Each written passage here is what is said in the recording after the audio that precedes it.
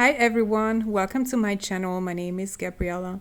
In today's video, I will be painting an oriental mountainous view using mainly Derwent XL Charcoal and Graphite blocks with some watercolors. I will try to explain the whole process, as well as how I like to mix tinted graphite and charcoal with watercolors in general.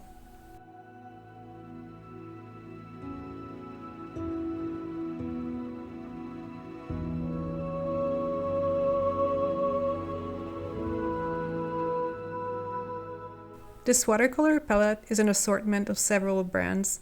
The watercolors that I will be using today are Leaf Green and Lavender from the Shinhan PWC range and Undersea Green by Daniel Smith. The paper that I'm using is the Goldline student grade paper by Clairefontaine, which has become my go-to budget watercolor paper this year. I reach for it very often because it can handle a lot of water and has a very nice cold press surface. What you can see here is me experimenting with mixing the blue XL block with some Shinhan lavender to make it a bit softer and creamier, but the ratio is such that I want the graphite to overpower the watercolor. It's kind of an unusual mix, but it worked quite well. If I use the blue graphite block for sky, I always mix something into it because it's a bit of a harsh color with a lot of texture, and especially for sky, I prefer to tone it down a bit. Speaking of texture, that's all that we'll want for painting the mountains. I'm making two mixes, one lighter and one darker, and I will be gradually adding some reddish brown as well to certain mixes to make the composition a bit warmer. Of course, it was my intention to kind of imitate traditional Zen landscapes a bit, which are done in sumi ink, but this is not a black and white picture, so I don't want to just use graphite and charcoal without any hue. That's sort of what this study is about, to make a painting that is predominantly charcoal and graphite, but at the same time to bump up certain colors and apply smoother washes as well, to make it look kind of fresh and even vibrant.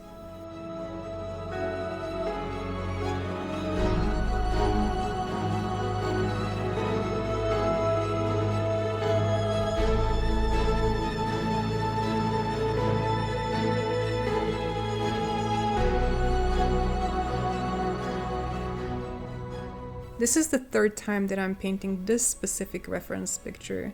The first two were done in the blocks, plus Aquarius Green by Roman Schmal, and that was the only watercolor that I added to the blocks. It was over 2 years ago that I painted those, and I remember I was very happy with them at the time. 2 years ago I was super into muted colors and that's all I did, but I've noticed that my color palette has shifted quite a bit since then. While I still enjoy working with graphite and charcoal, I'm finding that I tend to add more saturated colors to complement them. And that sort of leads to the question, how easy it is to use charcoals and graphites with watercolors in the same painting. I personally find it rather easy, but it does require a little bit of practice. While watercolors are more transparent and they tend to just kind of flow on the paper, watered down charcoal and graphite remains thicker and you have to kind of work at it a bit more.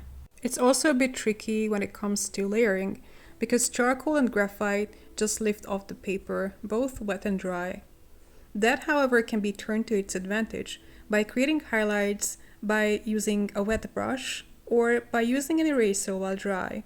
I try to demonstrate both in this painting to create highlights in the rocks.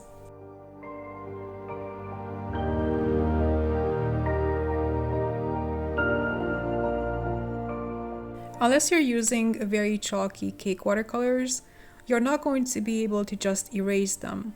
Lifting with a wet brush is possible with certain brands and certain pigments. Also, a lot depends on what kind of paper you're using, but I personally find it very challenging and also a very advanced technique that I often fail at. You can very easily end up damaging the paper or creating cauliflowers, while with charcoals, you can lift at zero risk. In the meantime, I have moved on to painting the foreground, where I'm currently mixing the green XL graphite block with the Daniel Smith Undersea Green, while gradually adding sanguine and the black charcoal. This is by far my favorite part, because I love to see how these colors and how the different media interact with each other.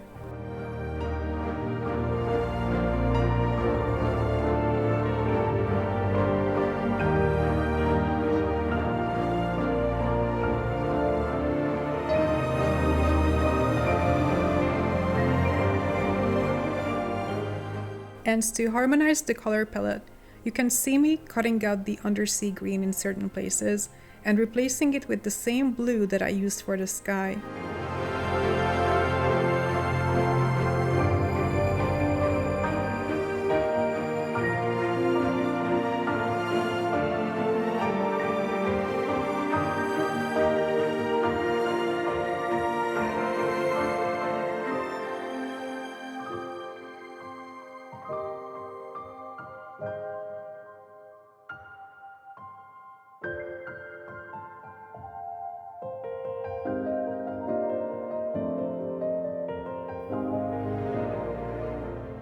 At this point, I feel like the picture could use some extra saturation, so here I'm coming in with the Shinhan leaf green, which is a very vibrant green, and much like lavender, contains white, making it very creamy and opaque.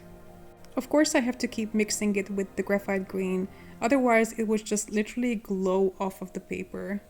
And I'm adding more sanguine block to make the ground look a bit more earthy.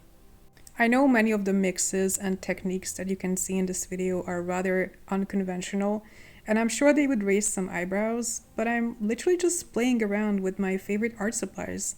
That's what this video is, and to me, that's what mixed media stands for.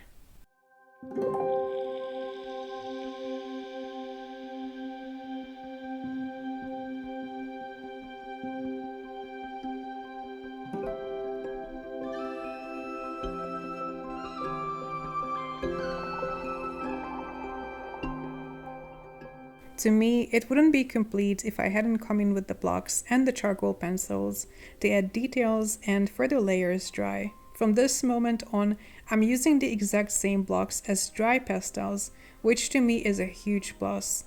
It can add so much to your painting, and you can even save completely botched art, which would be nearly impossible only in watercolors.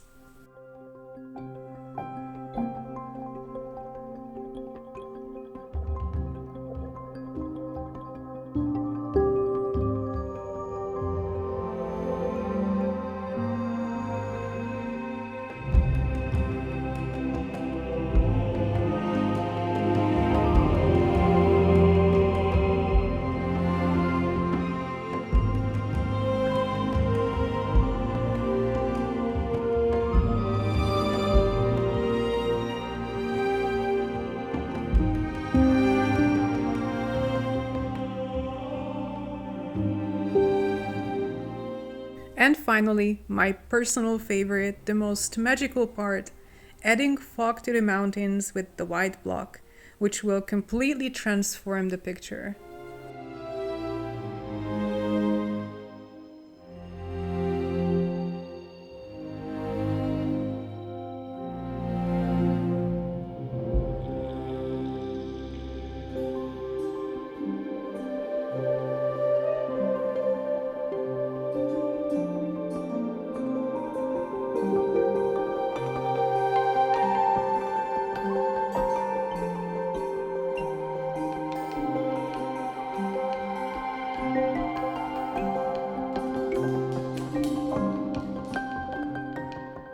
So this is how I combine the Derwent blocks with watercolors.